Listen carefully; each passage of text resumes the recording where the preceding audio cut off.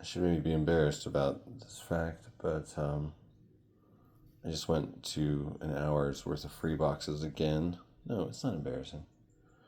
But I should probably reprioritize things in my life. Was that the best use of my time? Maybe. Books are awesome. Yeah, but there are probably many things I should be doing more. Okay, I went to like maybe 10 free boxes. Maybe more. One of them was all high tech. It's kind of embarrassing how much some of these little free libraries want to imprint themselves in the world. They put stamps inside the front of every book cover they have. Look at this. This book passed through the Kirby Street Little Free Library, and here's the serial number so you can track it. I'm like, what's going on? But anyway, that weird techno book fiefdom hipped me to an app about little free libraries, and soon I was just connecting a chain of them that were all 2 minutes away from the last one.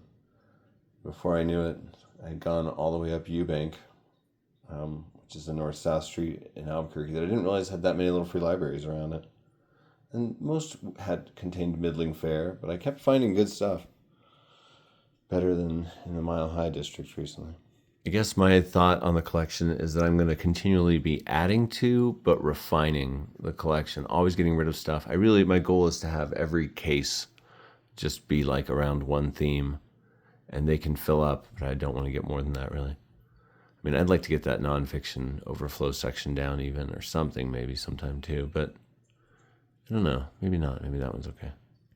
But this looks great, and I realized checking it out, I've met this teacher before. He used to write and edit at the New Mexico Historical Review with Durwood Ball, and I always wanted to get something published in the New Mexico Historical Review, and I worked on this one 10,000-word article at length on the murder of journalist Carl Taylor. But I was an undergraduate, and I feel like I was always not quite getting that academic je ne sais quoi that I think now I could do better. It was just like a lack of understanding the context and the point of why you're talking about these things. Like, if you're talking about a historic murder, there should be some like sociological takeaway that it contributes to. Not just like, this thing happened. Anyway, my family history overlaps with Geronimo's quite a bit because my dad's side, the Cloughs, lived all around Mount Graham in Arizona, which was like his area. I went to college over there too. Man, his autobiography is so good, Geronimo. But this book's amazing. This guy's an expert professional, Paul Andrew Hutton. The Apache Wars. The Hunt for Geronimo, the Apache Kid, and the captive boy who started the longest war in American history. Dang. This is an autobiography of the guy who inspired the story Hotel Rwanda. I guess it was a book first, but I saw the movie. 2 Mary Cars in paperback. I wasn't sure which ones of these I had, so they're both in good shape except for this weird nonsense. Ego tripping at the gates of hell, I call that sort of thing, to quote the Flaming Lips.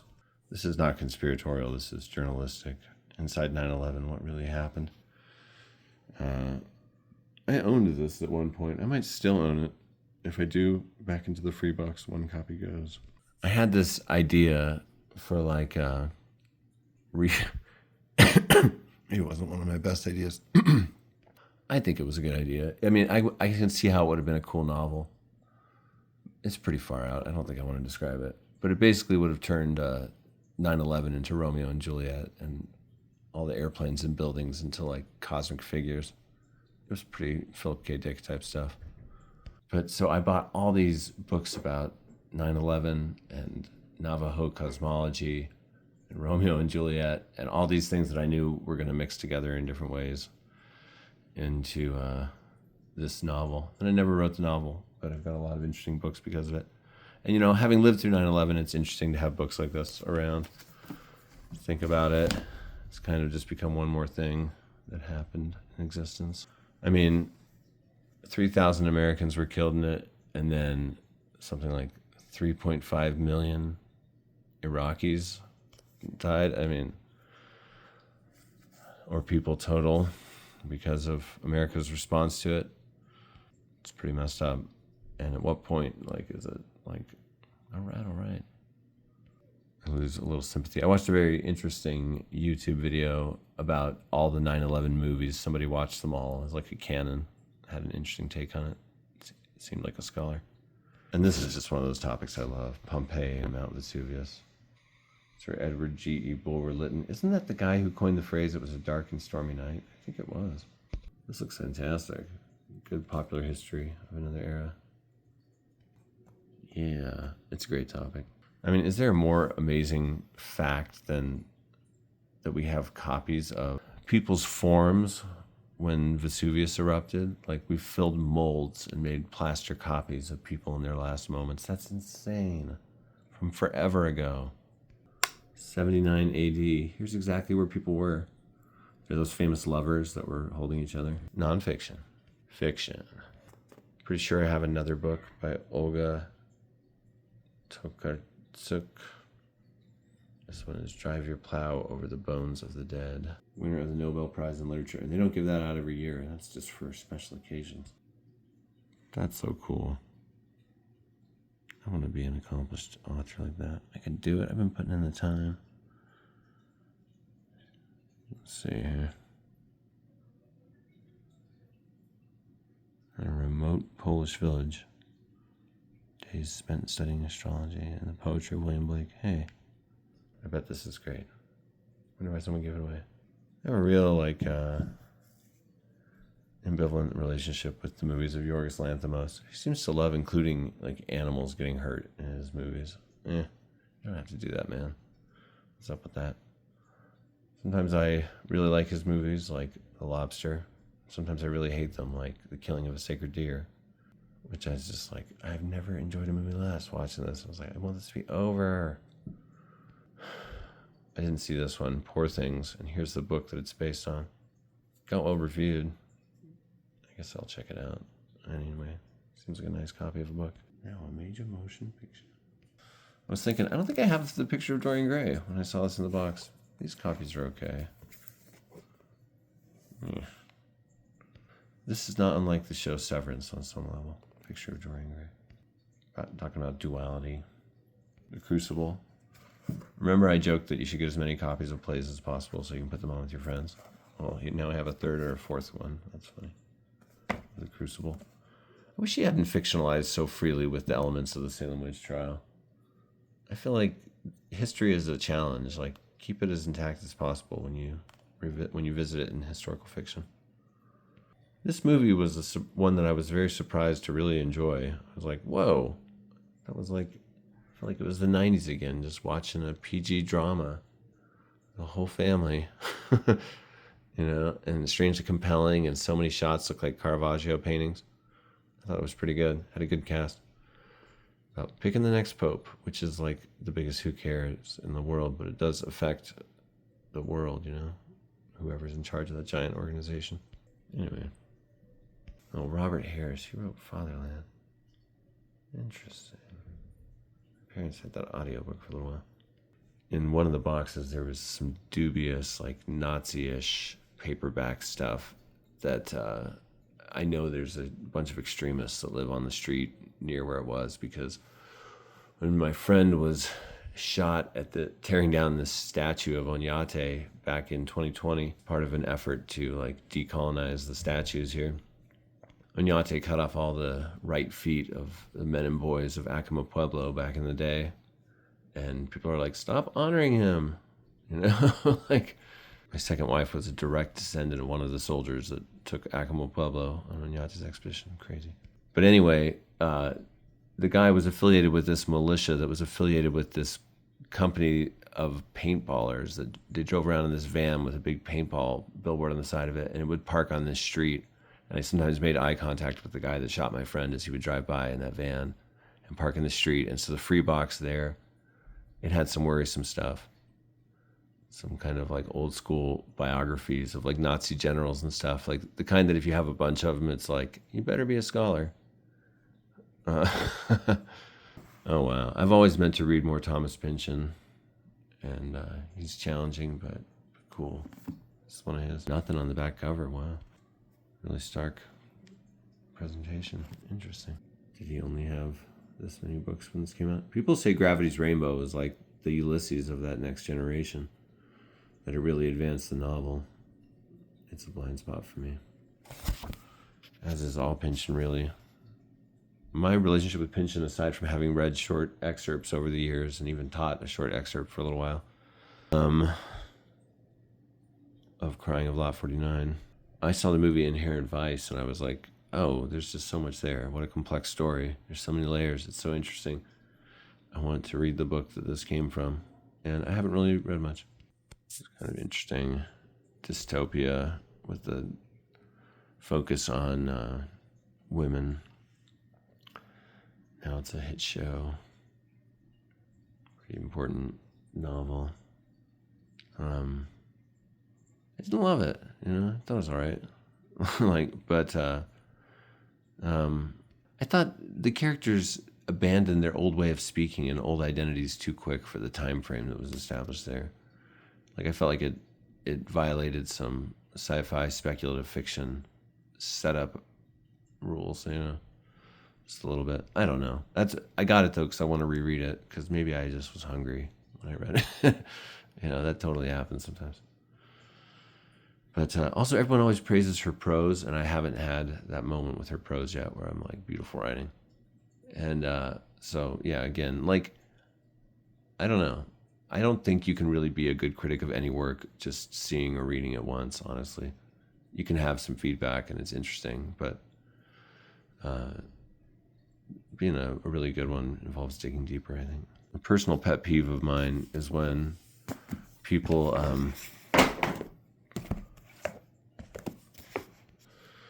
when people have a negative experience with a work, whether it's a TV show or a movie or a book or something, and it's really cursory and they don't even finish it, and then they just repeat that opinion at parties or whenever they're monologuing for the rest of their freaking lives. That really is crazy to me. I'm like, you got to watch it again. You're like a different person now. You're repeating some entrenched opinion from 20 years ago. This was the only book I found for the paperback case. There were some others that I looked at. There was The French Lieutenant's Woman by John Knowles, and I was like, But this is from a woman from Chile, and so that's kind of cool. I listened to an audiobook of her memoir once, and it was pretty good. Poetic. But it'll help broaden the geographic and cultural scope of the paperback case. I already made a place for it.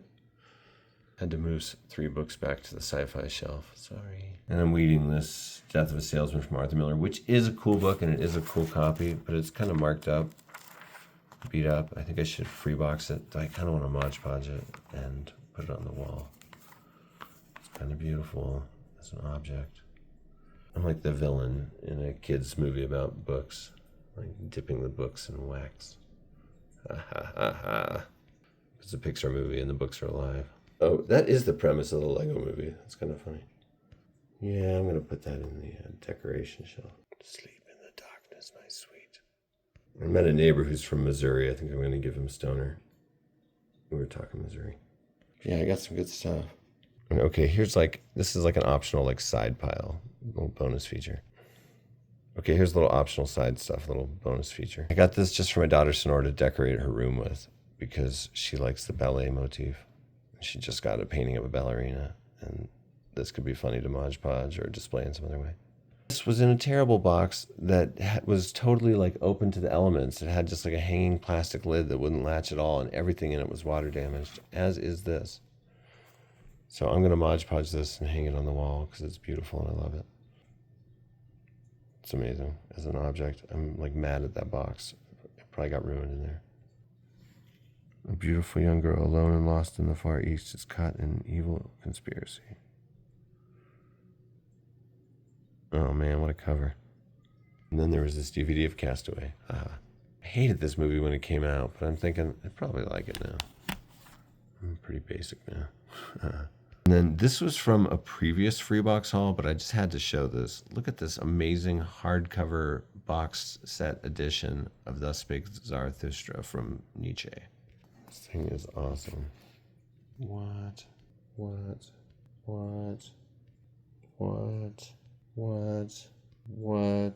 at this. It was from some sort of literary club. And they would put books out in nice editions and have clubs about it. 1967 to the members of the Heritage Club. Look at that. They prepare fine editions of books. Well, that's a good club. We also sacrifice children. Oh my gosh, this is like the most beautiful book I own, I think. 1967. Ugh. I could read this like a priest in the Temple of Alexandria. Not temple, library of Alexandria. It shows what I think of education. I think of it as a library as a temple. Amazing. Wow. Back at home. Yeah, that's a good edition. 93 printing of an 86 novel. All right. This case is getting so good. The pulp is going away. Anything even slightly trashy is going away as far as like quality of the book.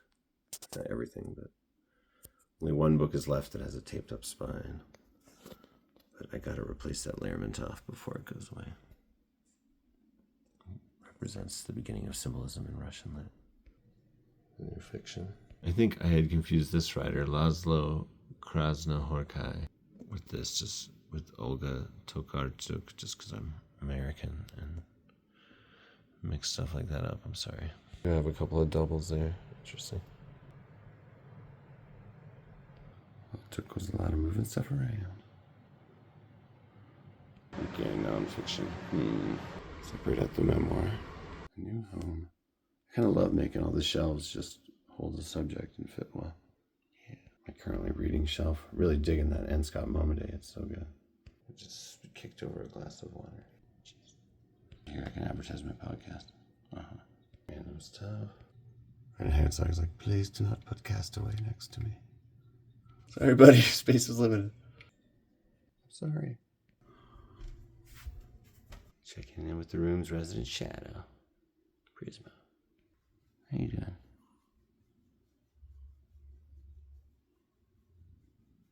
My daughter Sonora arranged these items here after buying most of them at a thrift store today. That green darkness came from the paperback case. It got weeded out as classics took its place. I'm sure it would have been interesting. I do love that book as an object. Sonora was like, yes. I'll give her that one too. She can find out what to do with that. This one is destined for Mod Podge. Not even quiet crying is allowed. I don't want to hear it.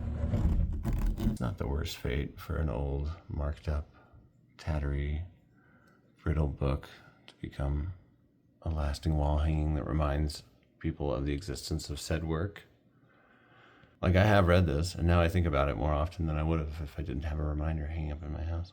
It's a very good essay collection, actually. Good old Everett Abbey, Desert Solitaire. No book lasts forever.